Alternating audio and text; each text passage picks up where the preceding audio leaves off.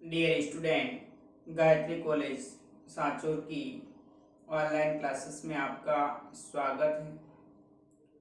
आज हम BSc part second organic chemistry के अंदर next topic amine salt as a phase transfer catalyst, यानी जो एमीन लवण है वो एक प्रावस्था स्थानांतरण उत्प्रेरक के रूप में कैसे कार्य करता है, इस पर डिस्कस करेंगे। इम्पोर्टेंट टॉपिक है क्योंकि इस पर हर बार एग्जाम के अंदर शॉर्ट नोट पूछा जाता है। What is amine salt as a phase transfer catalyst.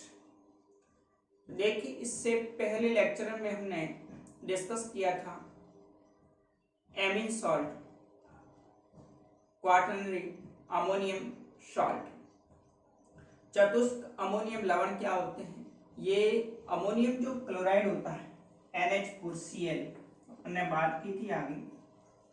NH4Cl जो अमोनियम क्लोराइड, इस अमोनियम क्लोराइड के 4 हाइड्रोजन परमाणु को हटा करके उसके जगह 4 एल्काइल समूह जोड़ दिया जाए तो इस प्रकार से जो प्राप्त कंपाउंड होता है उसको हम क्वाटरनरी अमोनियम सॉल्ट या एमीन सॉल्ट कहा जाता है। R4N प्लस Cl माइनस, यह है क्वाटरनरी अमोनियम क्लोराइड। यानी जो एमीन सॉल्ट होता है वो NH4Cl का डेरिवेटिव कंपाउंड है, व्युत्पन्न यौगिक। और इसको बनाने की विधियां भी हमने 2 पढ़ी थी कि जब अमोनिया की अभिक्रिया एल्किल हैलाइड के आधिक्य में एक्सेस में करवाते हैं तो फिर एमीन सॉल्ट या फिर क्वाटरनरी अमोनियम सॉल्ट प्राप्त होता है।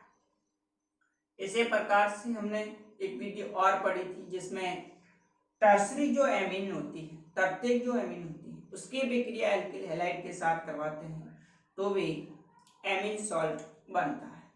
अब ये जो एमीन सॉल्ट है, इस एमीन सॉल्ट का यूज जो होता है वो एक फेज ट्रांसफर कैटालिस्ट के रूप में किया जाता है, यानी प्रावस्था स्थानांतरण उत्प्रेरक के रूप में करते हैं।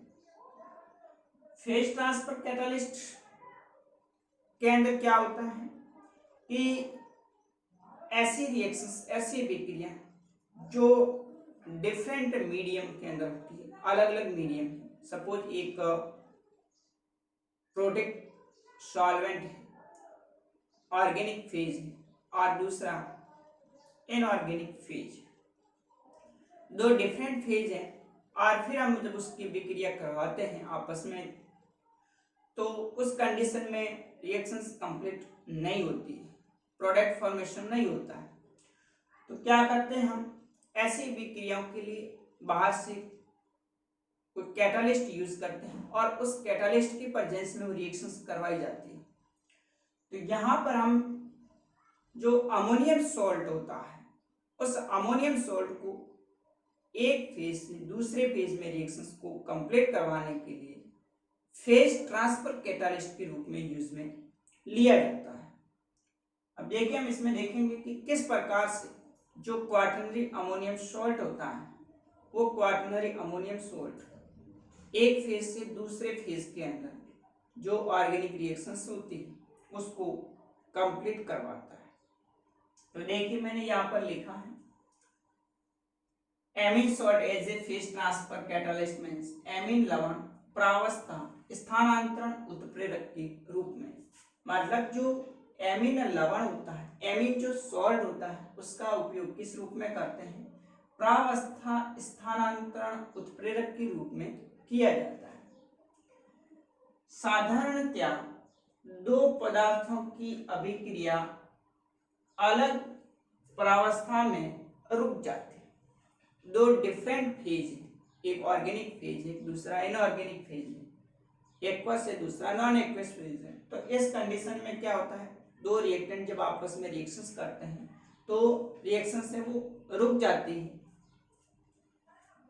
क्योंकि रिएजेंट्स अभिकर्मक एक दूसरे के पास नहीं आ पाते, वो रिएजेंट्स आपस में रिएक्शंस नहीं कर पाते हैं।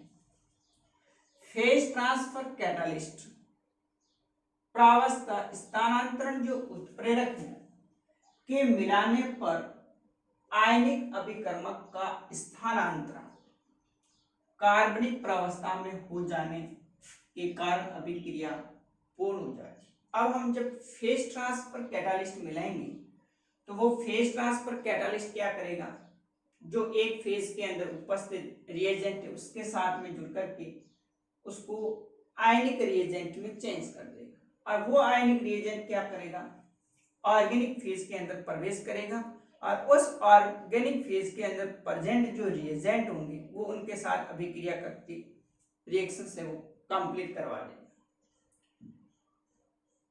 और अभिक्रिया माध्यम अप्रोटिक होने के कारण SN2 अभिक्रिया हो तीव्र गति से हो जाती है। अगर suppose reaction medium aprotic solvent के रूप में लेते, दो होते हैं, प्रोटिक सॉल्वेंट होता है, अप्रोटिक सॉल्वेंट। प्रोटिक सॉल्वेंट तो मैक्सिमम यूज एक्वस जो मीडियम होता है वाटर है उसको यूज में लेते हैं। अप्रोटिक जो सॉल्वेंट है जिसमें प्रोटॉन्स नहीं, जैसे कि बेंजीन है, क्लोरोफॉर्म है, ये अप्रोटिक सॉल्वेंट होते हैं। अप्रोटिक जो सॉल्वेंट है उसके अंदर जो SN2 रिएक्शंस होती है वो बहुत फास्ट होती है, जल्दी कंप्लीट हो जाती है। फेज ट्रांसफर कैटालिस्ट को हम शॉर्ट में Q प्लस और X माइनस से रिप्रेजेंट करेंगे।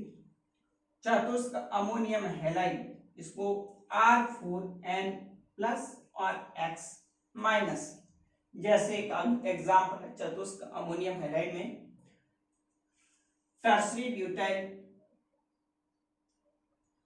Tetra butyl ammonium halide CH3 CH2 CH2 CH2 का होल 4 N प्लस और X minus tetra butyl ammonium halide. तो ये जो टेट्रा ब्यूटाइल अमोनियम हैलाइड है वो एक फेज ट्रांसफर कैटालिस्ट है, एमीन सॉल्ट होता है। यहाँ पर आप देखें जो नाइट्रोजन परमाणु है उस नाइट्रोजन के साथ में 4 ब्यूटाइल समूह जुड़े हुए हैं और एक हैलोजन परमाणु जुड़ा हुआ है। तो यहाँ पर ये जो टेट्रा ब्यूटाइल अमोनियम हैलाइड है वो एक फेज ट्रांसफर कैटालिस्ट के रूप में किसी भी रिएक्शंस के अंदर कार्य करेगा। अब देखते हैं हम कि ये किस प्रकार से जो दो रिएजेंट है डिफरेंट मीडियम अलग अलग उसके अंदर फेज ट्रांसफर कैटालिस्ट के रूप में कार्य करता है।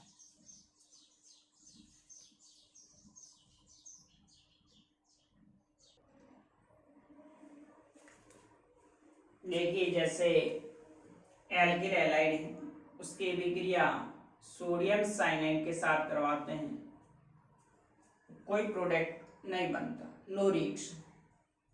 यहाँ पर एल्किल हैलाइड जो होता है वो किस फेज में है, ऑर्गेनिक फेज के अंदर है, कार्बनिक प्रावस्था में है, और सोडियम साइनाइड है वो एक्वस फेज यानी जलीय प्रावस्था में है। जब हम डायरेक्ट इसकी अभिक्रिया करवाते हैं तो डिफरेंट फेज होने के कारण यहाँ पर रिएक्शंस पॉसिबल नहीं होती है।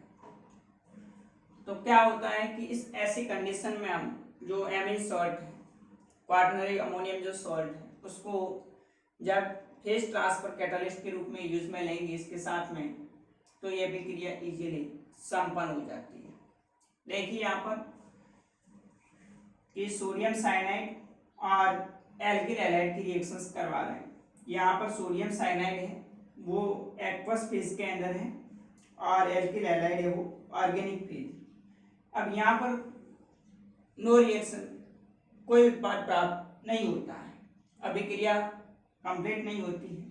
अब हम क्या करते हैं, इसके साथ में ऐड करते हैं Q plus X minus, means quaternary ammonium जो सॉल्ट होता है उसको ऐड किया जाए तो ये क्या करेगा, क्वाaternary अमोनियम सॉल्ट इस sodium cyanide NaCN plus Q plus X minus अभिक्रिया करके sodium halide plus quaternary ammonium cyanide बना देगा। अब यहाँ पर जो Q प्लस क्वाटरनरी जो अमोनियम सॉल्ट है वो क्या करेगा, इस न्यूक्लियोफाइल को Cn माइनस को अपने साथ में जोड़ देगा, Q प्लस Cn माइनस बना देता है। अब ये जो Q प्लस होता है, क्योंकि यहाँ पर एक्वस मीडियम है और डायरेक्ट रिएक्शंस नहीं हो रही है, डायरेक्ट इसमें जो Q प्लस है और X माइनस है वो Q प्लस इस साइनाइड को लेकर के क्वाटरनरी अमोनियम साइनाइड बना देता। अब ये जो Q प्लस Cn माइनस होता है, इस Q प्लस Cn माइनस में जो Q प्लस है वो लिपोफिलिक होता है, इसमें लंबी कार्बन श्रृंखला होती है जो कि इजीली ऑर्गेनिक फेज के अंदर ट्रांसफर हो जाता है। ये Q plus Cn minus aqueous phase से जब ऑर्गेनिक फेज में जाएगा तो ऑर्गेनिक फेज के अंदर प्रेजेंट जो एल्किल हैलाइड है, इस एल्किल हैलाइड के साथ में इजीली अभिक्रिया संपन्न हो जाएगी। अब यहाँ पर Q plus Cn minus R X के साथ अभिक्रिया करके RCN एल्किल साइनाइड बना देगा, वापस Q प्लस एक्स के साथ में जुड़ करके Q plus x minus quaternary ammonium salt के रूप में अलग हो जाएगा, जो ऑर्गेनिक फेज से एक्वस फेज में चला जाता है। तो इस प्रकार से जो एमीन सॉल्ट है, क्वाटरनरी अमोनियम सॉल्ट है, इसके प्रेजेंस में सोडियम साइनाइड और एल्किल हैलाइड अभिक्रिया करके एल्किल साइनाइड बना देता है। तो यहाँ पर अभिक्रिया पॉसिबल नहीं है। जैसे ही हमने ऐड किया Q प्लस एक्स माइनस यानी क्वाटरनरी अमोनियम सॉल्ट, तो यहाँ पर फेज ट्रांसफर कैटालिस्ट जो Cn माइनस आयन वो Q प्लस Cn माइनस के रूप में ऑर्गेनिक फेज में ट्रांसफर कर देता है, जिससे अभिक्रिया Cn माइनस और एल्किल हैलाइड के साथ एल्किल साइनाइड बना देता है। तो यहाँ मैंने लिखा है कि फेज ट्रांसफर कैटालिस्ट नाभिक संयुग्म यानी Cn माइनस को एक आयन युग्म आयन पेयर यानी Q प्लस Cn माइनस के रूप में कार्बनिक प्रवस्था में स्थानांतरित कर देता है। ये जो क्वाटरनरी अमोनियम सॉल्ट है, ये क्वाटरनरी अमोनियम सॉल्ट जो साइनाइड आयन होता है, जो न्यूक्लियोफाइल है Cn माइनस, उसको आयन पेयर के रूप में एक्वस फेज से ऑर्गेनिक फेज के अंदर ट्रांसफर कर देता है, क्योंकि आयन युग्म का धनावेश 4 एल्काइल समूह के साथ होता है जो हाइड्रोकार्बन से मिलता है, और इस हाइड्रोकार्बन से मिलने के कारण ये लिपोफिलिक कहलाता है। यह अध्रुवीय विलायक में विलय होता है, क्योंकि यहाँ पर तो एक्वस फेज कैसा होता है, पोलर सॉल्वेंट है, और ऑर्गेनिक जो ऑर्गेनिक फेज है वो कैसा है, अनएक्वस सॉल्वेंट होता है।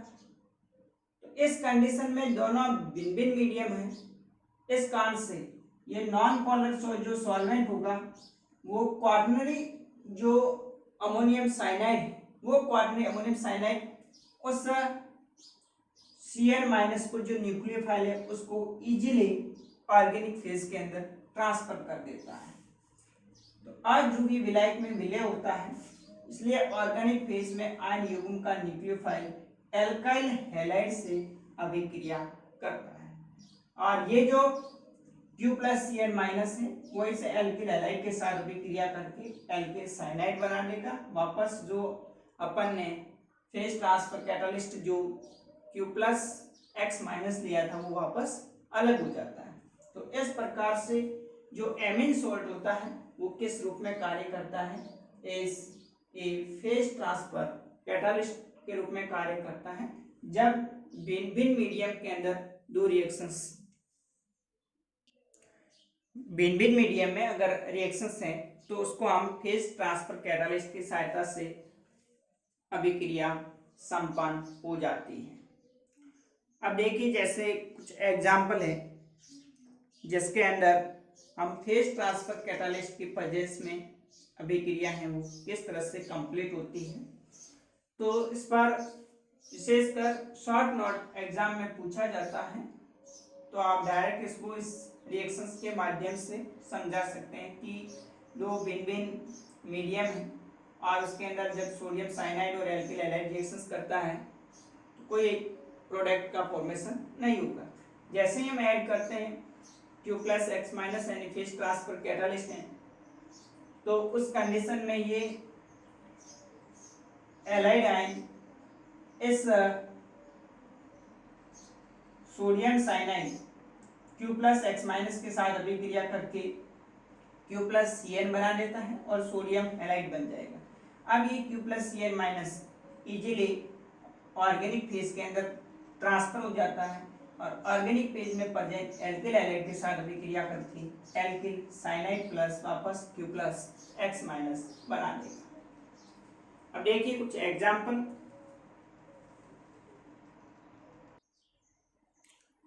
देखिए 1 क्लोरो ऑक्टेन है CH3 CH2 का कुल 7Cl। 1 क्लोरो ऑक्टेन है, ये डेकेन के अंदर ऑर्गेनिक फेज है इसका। डेकेन में R4N प्लस Br माइनस, यहाँ पर हम क्वाटरनरी अमोनियम ब्रोमाइड ले रहे हैं as a phase transfer catalyst के रूप में और इसकी रिएक्शंस करवा रहे हैं एक्वस मीडियम के अंदर सोडियम साइनाइड के साथ। तो यहाँ इजीली Cl माइनस का Cn साइनाइड एड द्वारा सब्स्टिट्यूशन प्रतिस्थापन हो जाता है। यह अभिक्रिया इस फेज ट्रांसफर कैटालिस्ट की प्रेजेंस में ओनली 105 डिग्री सेंटीग्रेड ताप पर जल्दी 2 घंटे के अंदर पूर्ण हो जाती है और जो प्रोडक्ट है 95% CH3 CH2 का होल 7Cn प्राप्त होता है।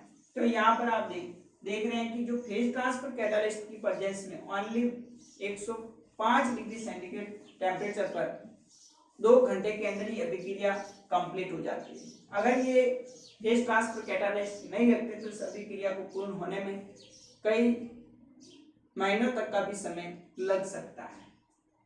दूसरा देखिए 1 ऑक्टेन CH3 CH2 का whole 5 CH double bond CH2 1 octane है, ये बेंजीन फेज के अंदर है और इसकी विक्रिया एक्वस KMnO4 के साथ में करवाते हैं। ऑक्सीडेशन हो रहा है R4N plus x minus phase transfer catalyst है, तो ये 35 डिग्री सेंटीग्रेड पर 99% प्रोडक्ट देगा CH3 CH2 का होल 5 COOH एप्रोनिक एसिड बना देता है। तो यहाँ पर इस 1 ऑक्टेन का ऑक्सीडेशन हो रहा है फेज ट्रांसफर कैटालिस्ट की प्रेजेंस में, तो आप देख रहे हैं 99% जो यील्ड है प्रोडक्ट की वो प्राप्त होती है, अभिक्रिया भी जल्दी पूर्ण हो जाती है। तो इस प्रकार से जो फेज ट्रांसफर कैटालिस्ट है वो डिफरेंट फेज के अंदर जो रिएक्शंस होती है रिएजेंट्स होते हैं उनको इजीली कम समय के अंदर अभिक्रिया को पूर्ण करके 100% लगभग 100% हम प्रोडक्ट की जो यील्ड है वो प्राप्त कर सकते हैं। अब हम नेक्स्ट अगले वीडियोज में अगला टॉपिक डिस्कस करेंगे। तो ये आज का जो टॉपिक है बहुत इंपॉर्टेंट है क्योंकि हर बार इसका शॉर्ट नोट एग्जाम में पूछा जाता है। Okay, thank you.